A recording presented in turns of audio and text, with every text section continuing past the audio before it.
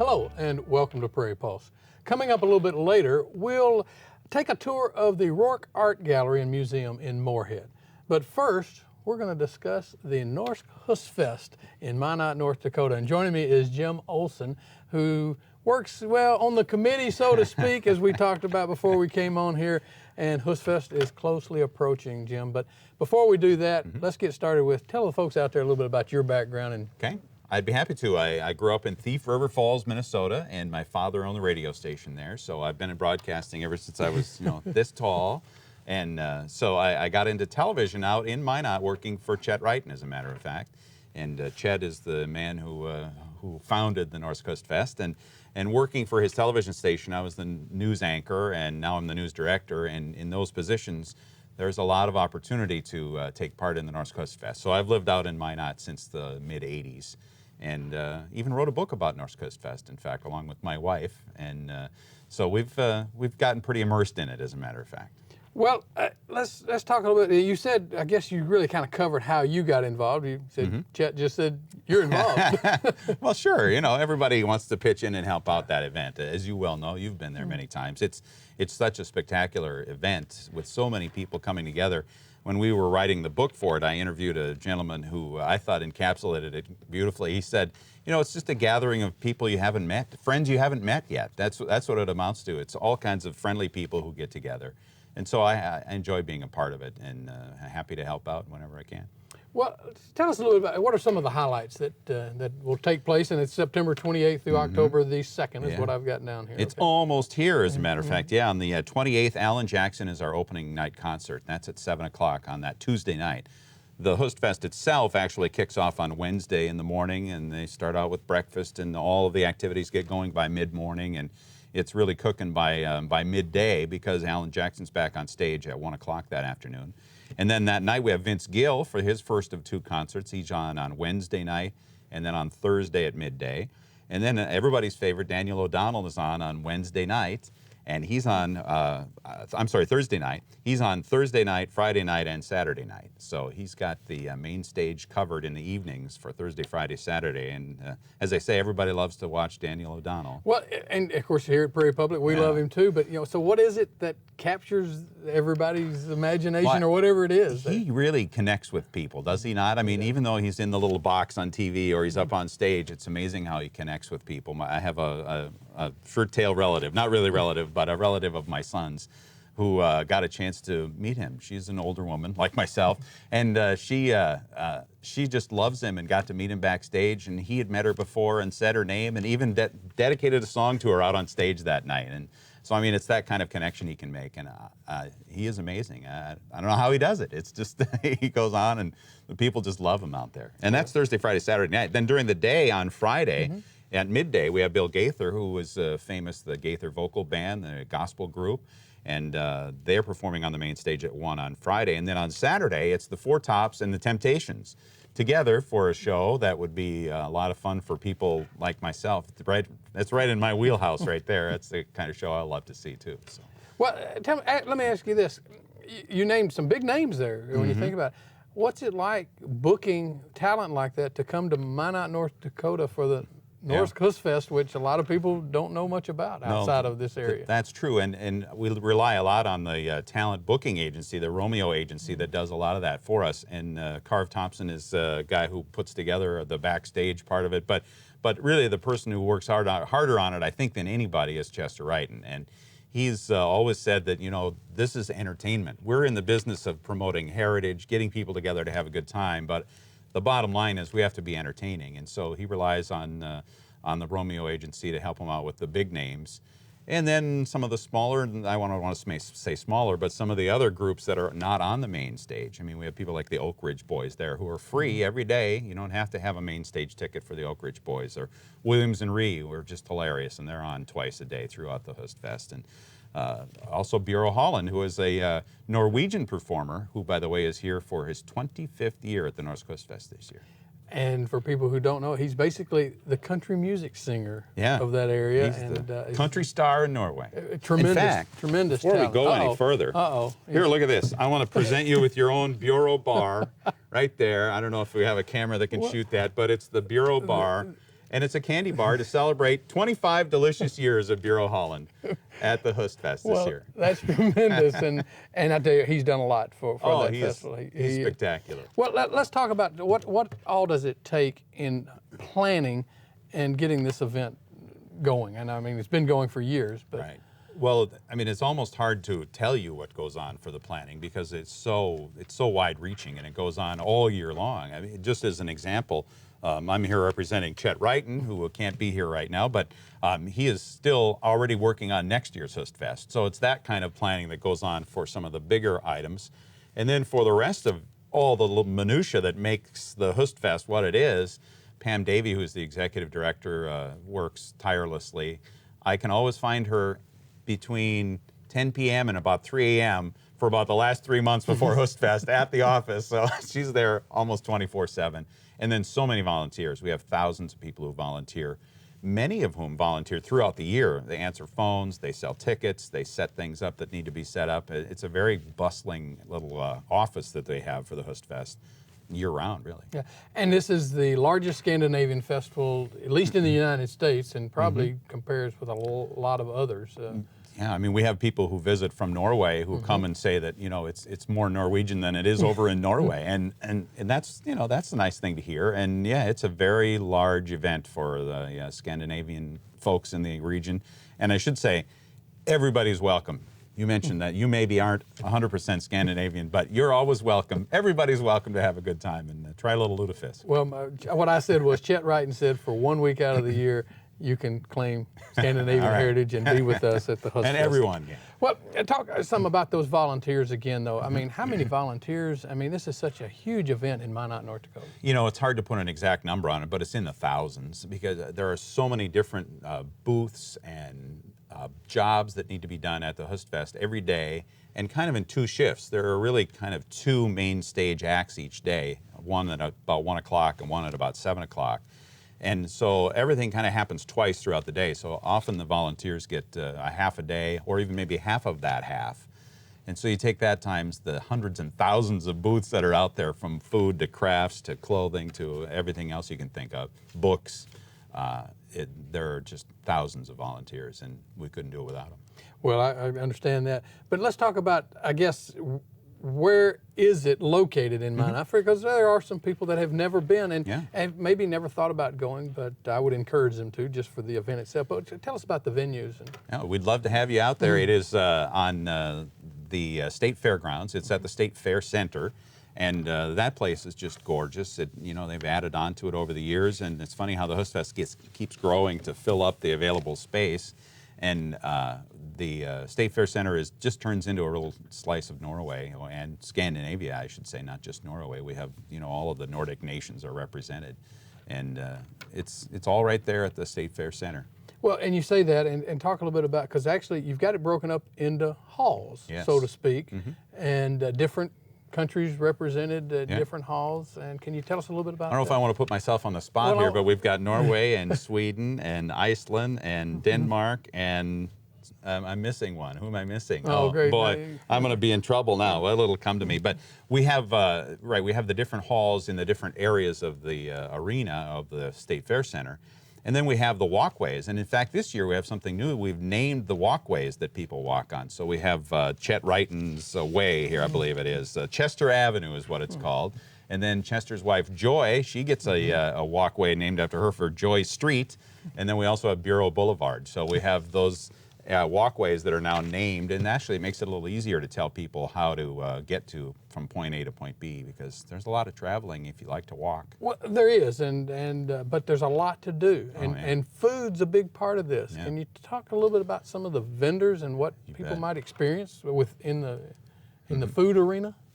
One thing I noticed is they're promoting this year that when you come to Husfest and you want to eat, you're going to have to decide if you want to eat, you know, American food, or do you want to eat Scandinavian food? And boy, we have some selections in that. Let me just talk a little bit about that. First off, the Scandinavian food. We have a fine dining restaurant that has been built right inside one of the halls, which is Oslo Hall. And it is it's a little world of its own where people can go and get into this fine dining atmosphere with Scandinavian, Norwegian delicacies. And in fact, this year we have what's called a world champion chef. In fact, he has been honored for writing the most popular and best new cookbook. And his name is Geir Shaya, and he is the world champion chef, and he's going to be there with a special meal that will be offered a couple of times. And let me just make sure I get the details right on that. It's what they call the World Champion Dinner, Saturday at 4 p.m. and 6 p.m. It's a $50 meal, and it's just spectacular from everything we've heard. And then throughout the festival, you can also eat at this fine dining restaurant. It's called Tre, which is 1, 2, 3 in Norwegian.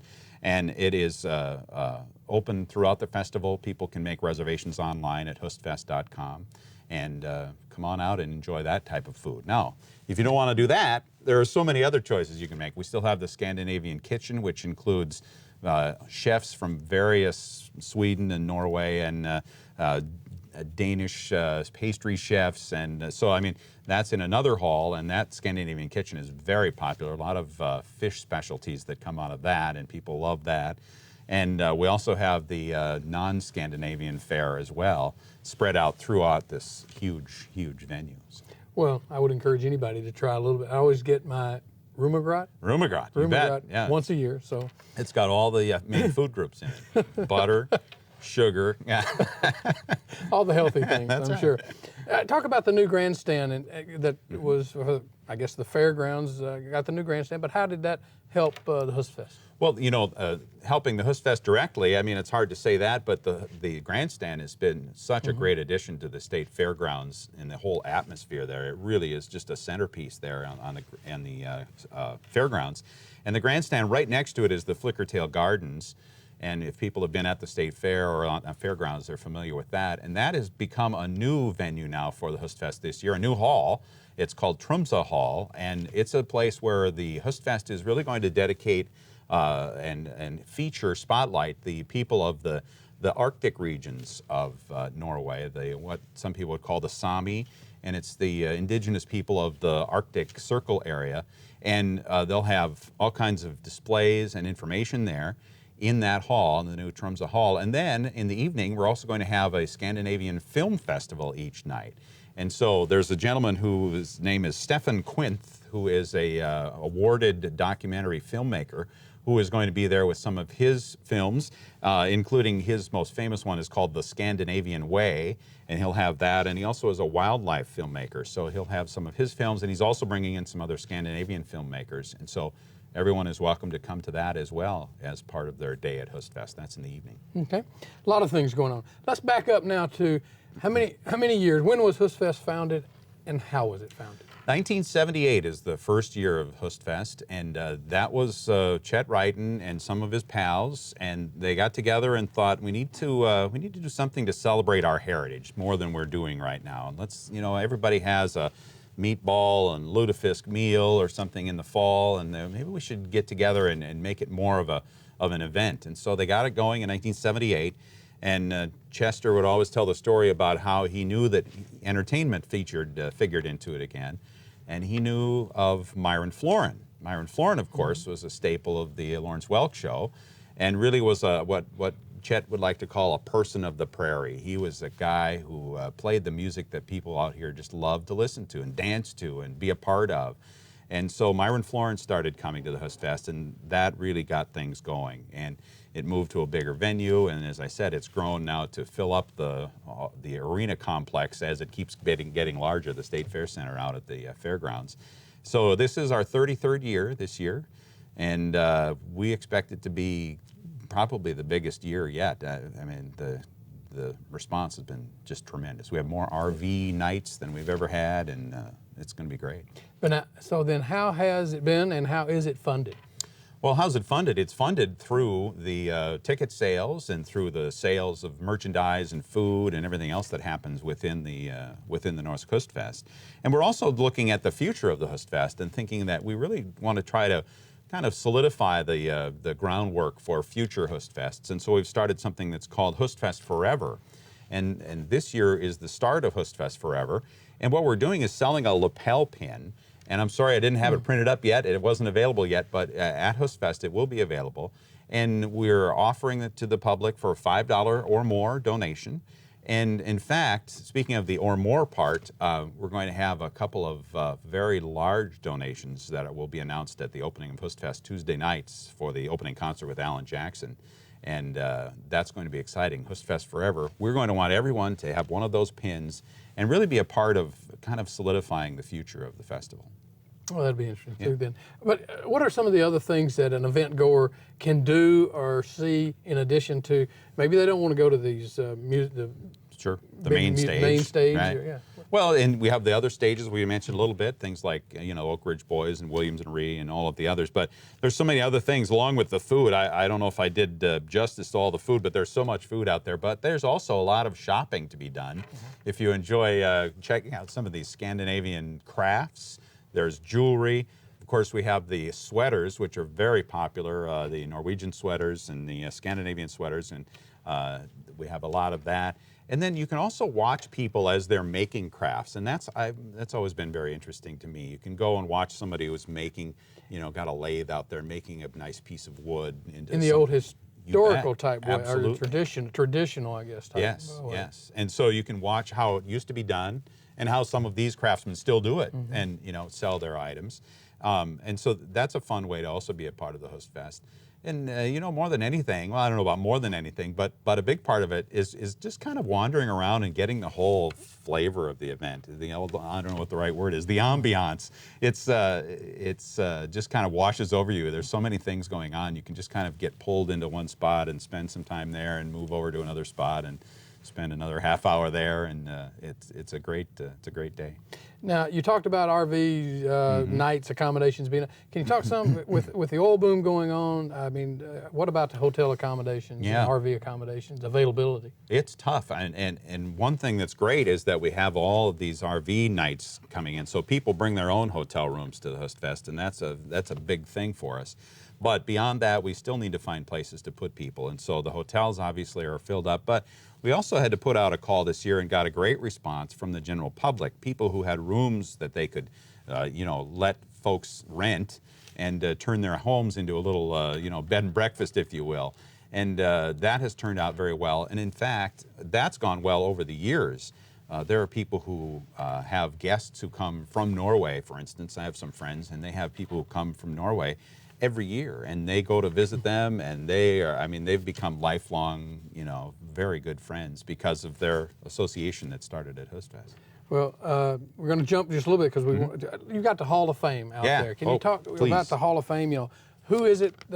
Maybe past inductees, and what does that mean? Sure, the Scandinavian American Hall of Fame, and it was started a few years after the Husfest got going, and people like Myron Florin in there, Thor Heyerdahl, famous explorer, Bud Grant, for you football fans out there, he's in the Hall of Fame. Sondre Norheim was called the father of modern skiing, and he's a very famous person in Norway's history. Buzz Aldrin, the astronaut. Now this year we have John D. Odegaard, the gentleman who was instrumental in getting the start of the UND Aerospace Center, and he'll be inducted. We also have Lloyd Amdahl, a very well-known gentleman in North Dakota, and of course a former lieutenant governor, and man with an opinion on a lot of things. Lute Olson, the basketball coach. Lute Olson from Arizona. He has North Dakota ties as well. He'll be here. And Dale Brown, a famous basketball coach, is going to be presenting him for induction into the Hall of Fame. And then Tippi Hedren, who is an actress who played in The Birds. I don't know, that's the one I always remember Tippi Hedren for. But, you know, that was many years ago, a Hitchcock movie. Since then, she's been pretty much continually employed as an actress and is very well accomplished. And her daughter, Melanie Griffith, is going to be there to give a speech about her for induction. So that's on Wednesday night. And I would like to touch on quickly here, Minot sister city in Norway. Yes, you know, way back when things got going with Husfest, Chet Brighton and got together with some friends and said, we need a presence in Norway, and they set up this sister city relationship with Skien, Norway, which is in Telemark, and that has worked out very well. We have representatives from Skien who come to the Husfest pretty much every year. We send groups from Minot over to Norway to just increase friendship and, you know, get to know each other, and it's worked out very well. We very much appreciate the kind of the respect that the Husfest has shown in Norway. Well, if people want more information, where can they go? Please go to husfest.com, and you don't need the little slash in the O. You can just put HOSTFEST, husfest.com, and all the information is there. Tickets are available there. You can sign up to host people. You can, all you need is right on the Husfest website. Jim, sorry we're out of time. No problem. Thanks for joining us. You today. bet. Stay tuned for more.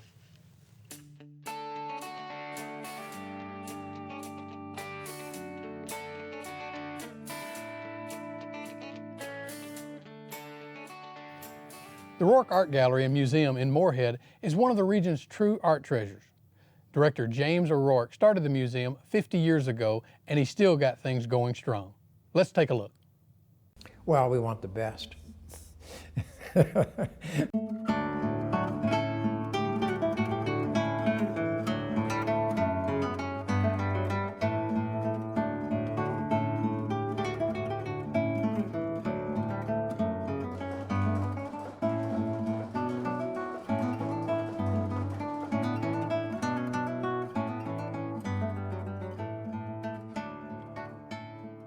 No, what you obviously you're be trying to exhibit the finest artists that live in the Fargo-Moorhead area, particularly, and then the Red River Valley, and then we move out to western Minnesota and North Dakota, sort of our general area, where most of our members come from, and also where the artists that have one-person shows here. We have a strong commitment to artists of our time and place. We've done this from the day we opened. I think that museums are sort of doing a disservice to the artists in their own community if they do not exhibit their work. There was no art gallery or museum in Fargo-Moorhead in 1960. My brother Orlin and I decided we should start a gallery, and eventually it would evolve into a museum. I had spent the 3 previous years living in Nuremberg, Germany. Prior to that, out east a lot, and there were a lot of galleries and museums, so we started the gallery. I'd signed a 2-year lease for the building downtown, then decided that we should have that house, and I suppose you have to be 25 years old to actually buy another house, and you're losing about $500 a month, and buy another building and have a 2-year lease on another one, and so on. The whole thing was pretty bizarre. I consider the most beautiful old building in Fargo-Moorhead for the museum, and we have, the building was built in 1913. It's the Federal Post Office building. People that, particularly out of the area that come here from the cities and so on, always marvel at this really handsome building.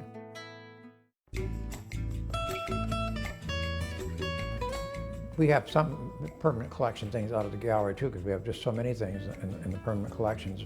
Right now, we have the works from the Native American collections are out at the gallery, as well as some of the contemporary, what we call nervous art, sort of art that moves around a lot. It's upstairs at the Rourke.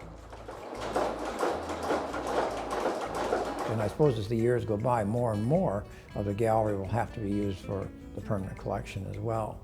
And to be what we call an encyclopedic museum, that we would actually show all different cultures and so on, not just art of the Midwest, which is the largest part of most of our temporary exhibitions. But we also have a great collection of American pop art, because at the time, in the 1960s, we were able to buy pop art things very, very inexpensively. So we ended up with some unbelievably fine pieces of work by Andy Warhol and Lichtenstein and James Rosenquist, who is from the Red River Valley. A lot of the permanent collection ends up being gifts from people. They offer you things that they might have. Instead of selling it, a lot of people are very generous and just as soon give it to the museum, so it's taken care of and permanently here. Part of the time, I guess I do occasionally ask people for art, or ask them more often for money to buy art with. It's probably more often that we get money that way. I've often, sometimes 3 to 4 different exhibitions, particularly in this building or the gallery. The gallery with we have things right now. The Native American collection is actually in the lower level, the basement level of the Rourke Gallery right now.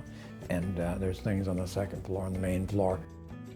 When we became 10 years old back in 1970, I know the Minneapolis Tribune sent out a photographer and a writer. The whole idea that an art gallery survived 10 years in Minnesota was a real record. But it's a combination of selling art, having memberships, getting grants from the Minnesota State Arts Board, the North Dakota State Arts Council, the local arts councils, and donations from businesses. A little bit of everything, I suppose. I like working here. We have museum studies students from Concordia and a program where they get college credit for working here. So I always tell the students, we've had anywhere from up to, I guess, 10 to 25 or so working here all the time from the three colleges, MS, Concordia, and SU over the years. And I always tell them when they come to work is that how much fun it is to have a job where you just come and you look at art, you handle art, you talk to artists, and you talk to art collectors and patrons, and they're all really nice people, all these things. It's just sort of a lot better than you know, probably selling shoes in a shoe department or working in the kitchen of a fast food restaurant or something. It's, you know, it's just plain enjoyable to work in a place with art and artists. So it's all I ever do or think about, I suppose, is art. Well, that's all we have on Prairie Pulse for this week. And as always, thanks for watching.